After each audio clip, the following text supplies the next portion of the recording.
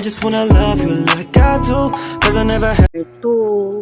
Welcome to my YouTube channel. Please like the notification bell and subscribe. Ito yung part 2 ng story ko na nag-apply na ako. So yun nga, may agency ako year 2019.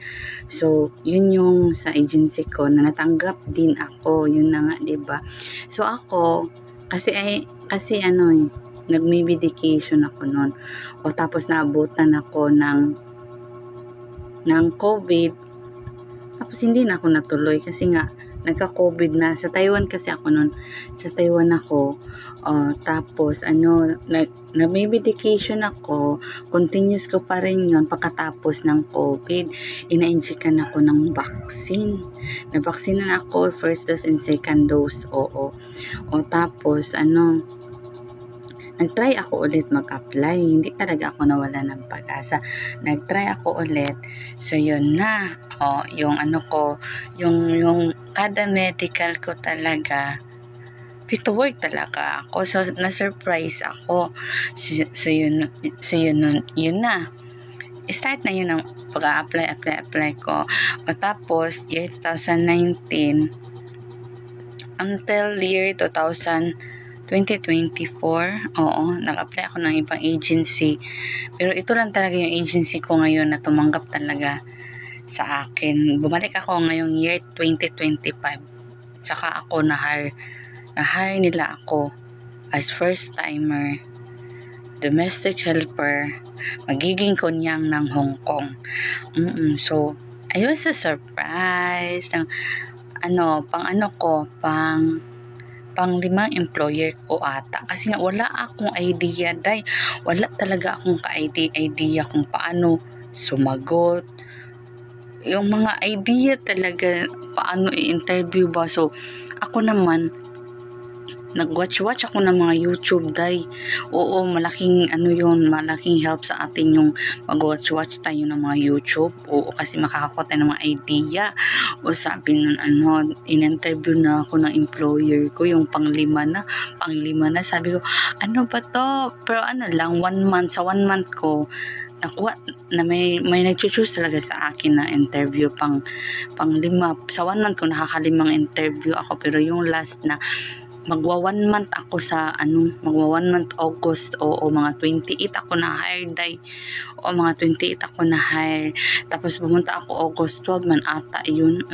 August 12, 2025. Tapos na hire ako August 28, 2025. So yun na.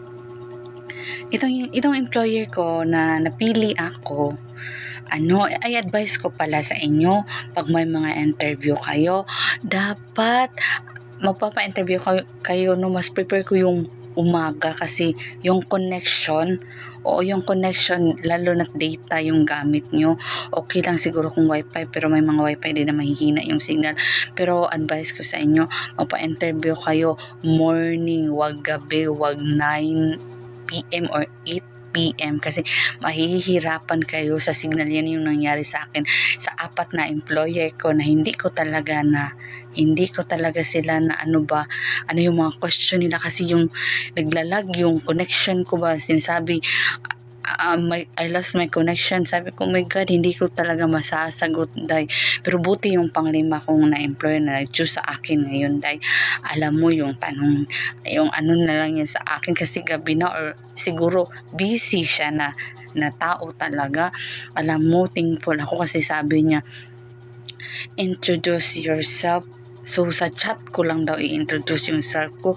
So, yun na, sa chat lang. O, di ba, ang haba ng chinat ko sa kanya.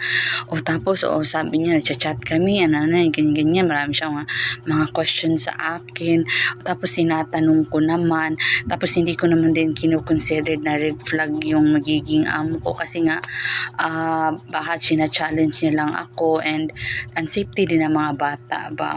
Naiintindihan ko naman bilang ina siya na kailangan talaga masiguro yung talaga yung anak niya ba. Tapos sabi niya, it's too late. Sabi niya, nag-chat lang din siya sa akin mga day ha. Sabi niya, it's too late.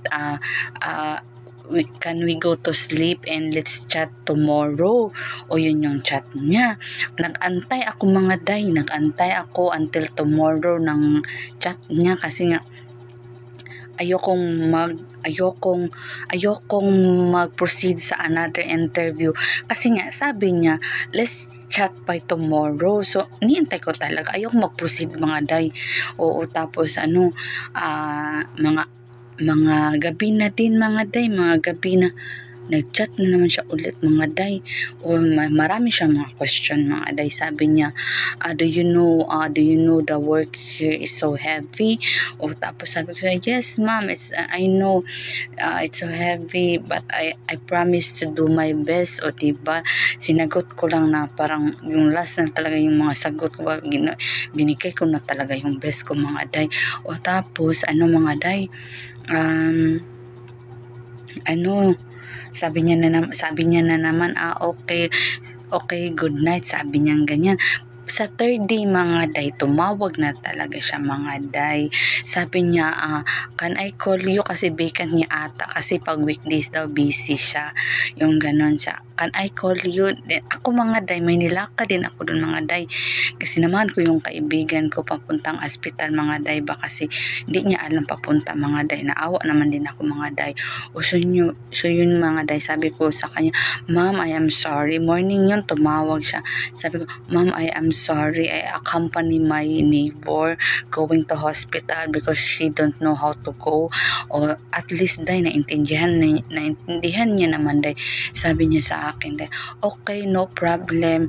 So nag-ask na lang ako sa kanya, what time tonight ma'am you're vacant? O diba, bahala ng bayabas sa itong mga istorya mga day. So sabi niya na sabi niya mga day na 8 or 9 mga day. So yun na, okay na ako sa kanya. Okay ma'am. So yun mga day. O fast forward tayo mga day. 8 or 9. Nag-chat nadating ako sa bahay mga day, mga 7:30 mga day. Prepare ko yung sarili ko mga day. O tapos mga day, ma'am, sabi ko, ma'am, you can call now, I am at home. O diba, sabi ko sa kanya mga day. O tapos mga day, nagbihis na ako, inayos ko yung sarili ko. Tapos smile talaga mga day. Nag-smile talaga ako. Tinawagan niya ako siya, hi, hello. Sabi niya, nag-hi din ako, hello, yung ganun. O tapos sabi niya, introduce yourself. So ganun pa rin kung ano yung sinat ko sa kanya, yun lang talaga. So yung question na mga day, how do prepare milk for the baby mga day. So yun sabi ko mga day sa kanya mga day, first ma'am, as my own experience and based on my experience, first ma'am, I will put water, the boiling water, and then the milk, then I will shake it slowly. Pero mga day, sabi ko sa kanya, first ma'am, I will sterilize the bottled for the feeding for the baby, yung mga binayabas natin mga day. Alam niya na yun mga day. Tapos sabi niya mga day, okay. Tapos mga day, second question niya mga day, what bring outside when go outside, what should you bring for the baby in the bag? Yung ano daw yung dadalhin ko mga day ba pag nalabas yung baby mga day. So yung sinagot ko mga day, ma'am, first extra milk, extra t-shirt, extra wipes, the for rashes ma'am, the mint, yung mga sabi ko mga day. Tapos yung the extra water, yung mga sagutan ko, yun yung mga sagutan ko mga day. So siguro mga day na nafe-feel niya ako na natentense ako mga day, no? So tinulungan niya na lang ako sumagot sa mga tanong niya mga day.